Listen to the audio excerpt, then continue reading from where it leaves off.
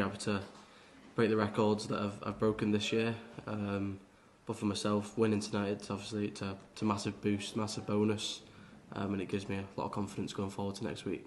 Yeah, for myself, up until now and next week, I've just got to make sure I'm 100%. But if I don't manage to get 100%, then it is what it is. I've still got to battle through. I know in the O2 it'll be sold out. I'll get some adrenaline somewhere, but I'm just looking forward to be going back. Obviously, if one of the top four, if they do well, Nathan, Gerwyn or Luke, then it'll be a bonus for them. But will they tire themselves out, or will they be even ready? Because obviously if they go all the way, they'll have to go down to London on the Tuesday and they'll get home on the Monday. So hopefully one of them gets to the final and burns himself out. But for myself, I'm just looking forward to it. Yeah, I think if any of us in the top four won tonight, it would have been a real boost for them.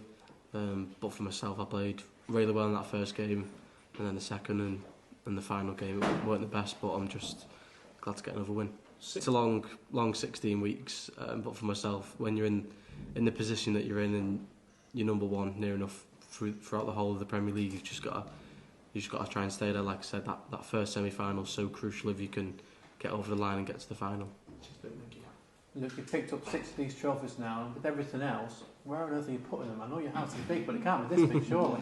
Oh, I'll have to make room somewhere. That's for sure. Hopefully, I can pick up the big one next week.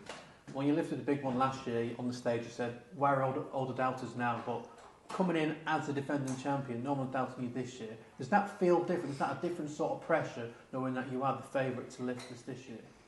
Yeah, obviously, last year maybe I shouldn't have been in it.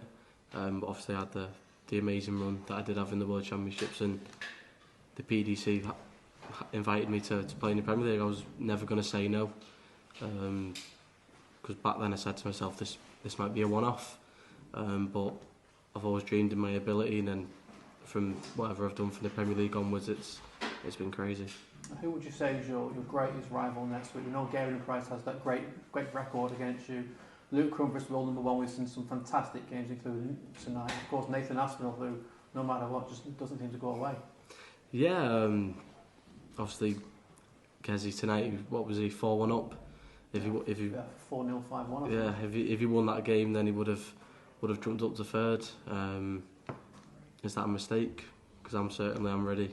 I'm ready for next week. Obviously, he's got the record against me, but it's the O2, and everyone knows I love coming off stage after a break. And we saw yesterday, as we hate to mention it, Manchester United struggled in that final. We saw on your Instagram story Bruno Fernandes maybe going to Saudi Arabia. What would it mean for Man United if they were to lose a player like that? Shambles. even losing that game last night, everyone knows financially what it's done to us. But fair play to Spurs. What did they have? 3 shots in the first half, and that's all they had. Sat behind the ball, but they've done a great job. Luke, well done tonight. Good luck next week. Just in the bar near it. Yeah, there was a few United fans, a few Spurs fans, but yeah, it's a shame that we didn't get the result we wanted. Do you think Man United should stick with that? Personally, for myself, I think obviously the board have said today during tonight they're going to stick with him. But I do think next season it's going to help us. Obviously, not playing midweek. I think quite a few times this year in the Premier League, teams who aren't in Europe, they have like a week off, so everyone can get fit, get back to 100%. So it might help us. For next week, it'll be the first time Michael Van Gerwen was not at the O2. Were you personally shocked that he's not made it this year? Yeah, it's obviously Michael. He's what's he won this? Seven times. So he's used to the long 16 weeks and then going to the O2.